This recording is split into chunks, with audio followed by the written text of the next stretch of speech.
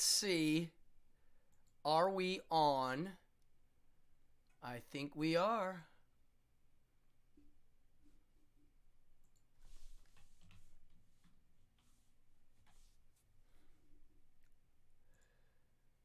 All right. We're back. I am very sorry, everybody. I don't know what the heck happened. I can't stand technology. I do like McDonald's, though. All right, hopefully we can get... Howdy. Yeah, I can't... I'm new to this game, and that throws me for a loop. Well, I'm going to keep going here. Hopefully we have people coming back. I had 30 people in there. Gone. Well... Oh, my God. Oh, yeah. So, anywho. Come on in.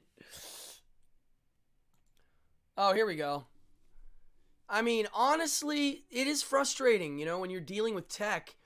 I have so many different things going in between me that there's lots of room for error. So, let's keep moving. How about Monopoly with McDonald's? I'm not even going to go there. If you haven't seen it, go watch McMillions. Very good documentary. Yeah, let's talk about the McRib. I was going to look up. Thank you. I think a lot of people check my Instagram, but I got it to work again. I mean, I just had to restart everything. I don't know what happens. Sometimes it happens. Eventually it'll figure its way out. All right, let's go to McDonald's. Look at this. I'm going to show you something. If you go to McDonald's website, they actually have a pretty cool website because they go into details. And here we go. They have a section on food questions, which is kind of fun. And I wanted to read it because there's some McRib stuff in here. I wanted to talk about the McRib, which is the whole point of this, which is why I'm angry it got cut. So, the McRib, I honestly don't remember when I first had it. I mean, it's been on the menu for 20, 30 years. And it comes out, and then it's gone. It comes out, and it's gone. And then basically it's been gone for a good solid 8, 9 years. I think in a few spots in the USA they were still... selling it, but here I never saw it. I didn't hear about it, and finally, I don't know, like a month ago, I was like, oh my God, they brought the McRib back, and yeah, I'm a fan. Tonight I couldn't get one; they sold out.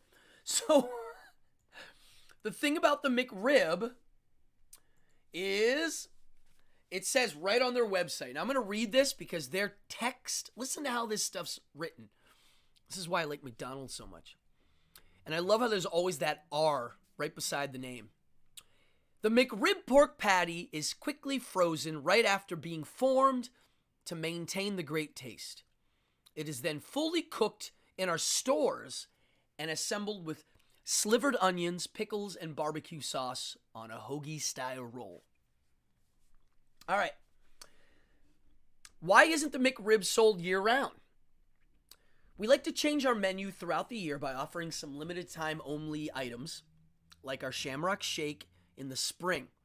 The timing of the McRib return can vary from year to year, but most recently, it debuted in the fall.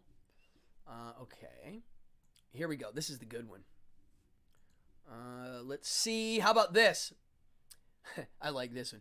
How do you make your McRib sandwich? This is my favorite one. The McRib starts with pork ground from the pork shoulder that has been shaped into that iconic rack of ribs shape. The patty gets tossed with a tangy barbecue sauce and then topped with slivered onions, pickles, and it's all layered on a soft hoagie-style roll. Makes you wish you had one right now, doesn't it? Still curious? Here, I like this one. This is funny that this is a question on here. How is your McRib patty formed? This is good. We start with pork that's ground from the pork shoulder. The actual patty is then formed with a special press you use to shape a hamburger patty. Except this one resembles the shape of a rack of ribs. Why a rack of ribs? Easy. It's fun. And it's one of the reasons the McRib has developed such a loyal following. Get the full list of ingredients on our McRib page. Fair enough. Yeah. Dude, I love that they actually write it out like that. It's hilarious. What else? I mean, I literally, I feel mad that they shut this feed down because I had this cool thing and I lost most of my crowd, but they'll watch the rerun. I wanted to end with talking about my thoughts on McDonald's because I always thought, like, they're trying to portray it like they are a real restaurant, which they started out as, but now it's junk food. And if I was their CEO, I might swing it the other way a bit. And instead of trying to be all healthy and positive, just admit it. It's fun.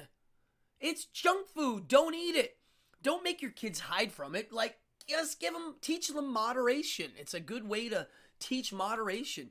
It's also sad that you can't mix colorful things without getting accused at trying to tease kids into it, because honestly, I like it too. So, okay, it's all up to the parenting. If you have good parenting, you can have things like tobacco and McDonald's and things that aren't necessarily good for you, that if you moderate them and understand what it is, yeah. And I always thought McDonald's did take very seriously their role as an ambassador for USA pop culture. I'm okay with them being that. Innovation, fun, colorful, big, the Big Mac, even though it's not as big as the Whopper. But they took the role. They took the mantle. I think Ray Kroc knew that. He was like, look, we're going to make this perfect. It's going to be perfect. Everything's going to look and taste. And honestly, the fact that they've been the kings of this whole thing is because of their consistency. The imagery, just all the detail. There's a lot of detail to what makes them McDonald's. And they also manufacture everything. I mean, they make the napkins. Now, let's talk about this. Listen, why does I'm going to end on this note.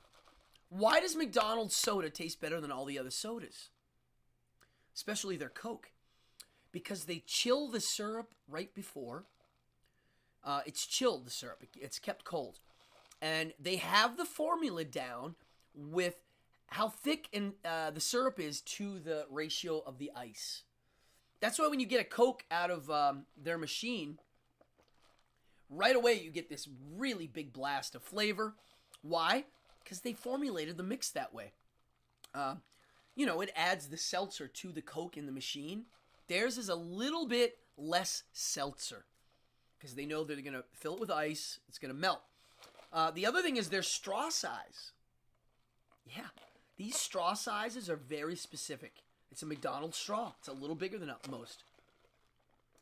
It's easy to get the draw. It's also easier for the milkshake. Now, here's the trick I want to teach tonight. And I do this a lot. I do it at basically every restaurant I'm in. And yeah, I like it. Watch this. Here it is. It's just a drink. Watch.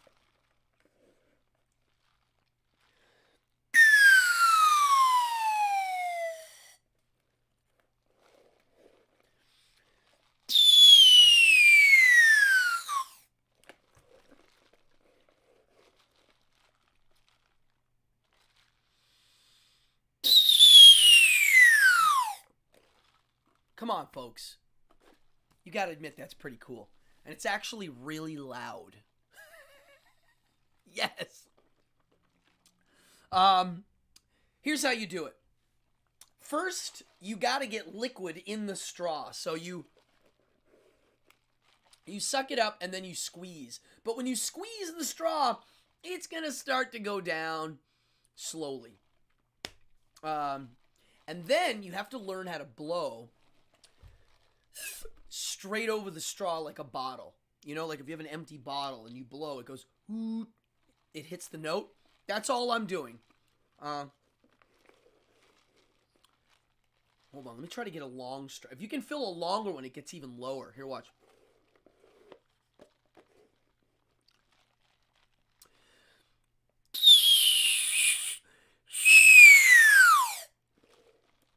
There you go. I love it, Kevin. Yes. Yeah, I mean, I've been doing that my whole life. It's one of my favorite little straw. I think I learned how to do it in McDonald's.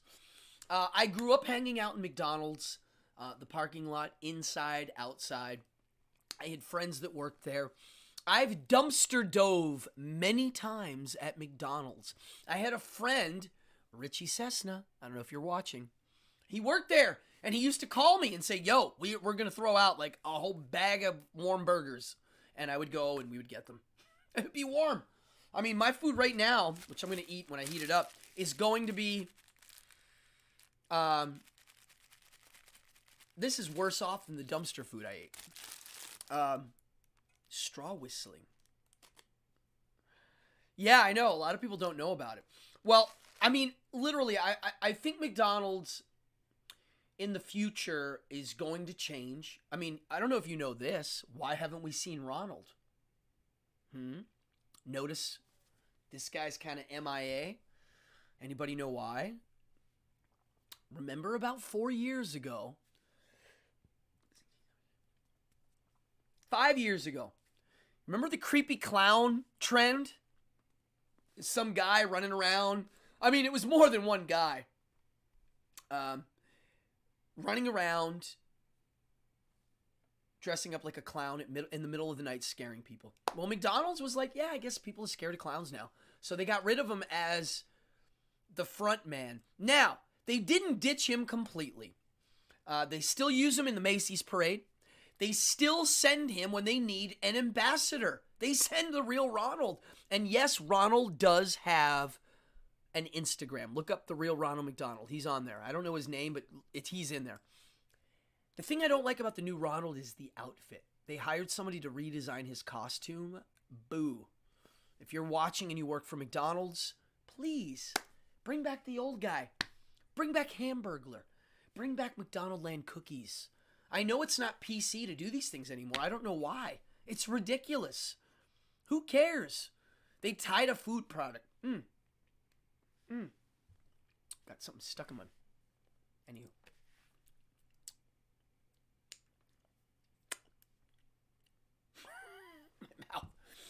Anywho. Cue the X-Files theme. Yes. With Ronald. How about that each character represented a food item? Like, they were the Fry Guys. There was the Mayor McCheese. Anybody know what Grimace was? Grimace, do the hand cam, easier to see. This is Grimace. Grimace represented milkshakes. Go figure. Why would they use that? Why is he purple? I have no idea. Anywho, I love it. I am obsessed with McDonald's. When I get off here, I'm going to go on eBay and look around. There are many McDonald's dolls I don't own, and I'm going to look around and find some cheap ones. I want a Hamburglar. I was telling a friend the other day, there are a few 80s toys and 70s toys I don't own. I never owned, always wanted to, and if I don't get them soon, they're going to be too expensive. One is Bionic Bigfoot, and the other one is a Hamburglar doll, one of the 70s ones. So I also want a Burger King doll, and I found one on eBay I think I'm going to bid on. He's about that size. Now, I am not a Burger King fan, but I do like the Burger King doll. I think it is cool. It does a couple magic tricks. I had a good time tonight. I'm a little angry that the feed got cut So, sorry, folks. It is out of my power. I'm used to live showbiz. When I'm live, if anything bad happens, I got it covered. I no problem. If the light rig falls, I'm fine. If the sound falls, I can basically deal with anything. But we're living in an era where there's lots of middlemen involved. Meaning, right now I'm using... I don't even know where to begin. I have Streamlabs, YouTube, some sort of mirror, a power mirror. I'm using all of these things to get to you, which makes it a lot harder. So when it happens, I can't do anything. But what you can do is you can subscribe. You can hit notify. Those of you that like to do the donation thing, hey, that's all good too. I am not monetized yet, so it's very hard for me to raise money on this channel as of now until I get to 1,000. But I gotta say, I have done pretty darn well since October. So for the last 3-4 months here, I've been flying 3 shows a week right now, and it's moving. And I gotta thank each and every one of you. It sucks that the stream got cut, and I wish I knew why. I have a really, really fast internet here. I actually have an internet that is so fast, people are usually shocked when they do the test or they see it. They're like, whoa! So I'm guessing it was YouTube, and they do drop a lot. So one day, they'll probably figure out a way that when the stream gets cut, it somehow works it out. Sean says, tech is a weird learning curve. Thank you, Sean. I mean, I'm really doing my best here. I want this to be high quality. I don't want this to be a show that has, it's popular, but the content is weak. I want people to watch this and go, hey, that guy, actually put some time into it, because I like doing it, And if I didn't have an audience, I'd still put time into it for myself. And I like these subject matters. Now, as upcoming shows, oh my gosh, folks, listen, I'm working on so many new things. I'm working on a Captain Crunch episode.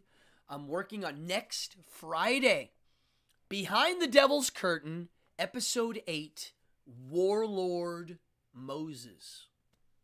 Don't miss it. I'm going to be doing controversial Bible stories. That's the episode. And I'm going to talk about Moses, the genocide that's in the Bible, and we're going to talk about the slavery stuff in the Bible in crazy detail.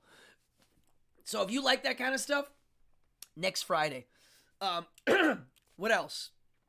That's it. It's Friday, folks. I want to eat my food. I can't talk on this show and eat. It's impossible. I talk too fast, and I almost died once talking and eating. I did have to have the Heimlich once. So, yeah, thank you. We got Sean, Amanda, Kevin, Lieber, Liz, and a bunch of other people. I don't know who's in here. Eric, Sean, because you can't check it. Yeah, I wish I could see who's in here. Wow. I had a good time, folks, and I am hungry still, and I'm going to eat those fries. This cheeseburger that has an exquisite... Look at this. People always complain about the size of the cheeseburgers. Remember Where's the Beef? They're meant to be small so you can eat a few of them. Yeah, they're bigger than a slider, smaller than a Whopper. Handheld. Oh, perfection. Well, folks, I had a good time. My name is Cardone. I got a great audience. I love my audience. I really do. And Kevin, come back. I'm here. Come chat. This is why I like this show. I've got a great, smart group of people that jump in and participate. So everybody, from the bottom of my heart, I thank you. I'm going to put my outro trailer. I'll put my donation tip jar up. If you can't tip, hey, whatever. Just hit that subscribe button. That's all I'm after. And if you can, it goes right in the show. Folks, my name is Cardone. You are watching Cardone Entertainment, and this is my evening hour, episode 28. And, yeah, the Messiah is the Mcrib. And I couldn't get one tonight. That's all in demand that McRib is. I had to go for a cheeseburger and a half-eaten fillet of fish. Folks, I'm out of here.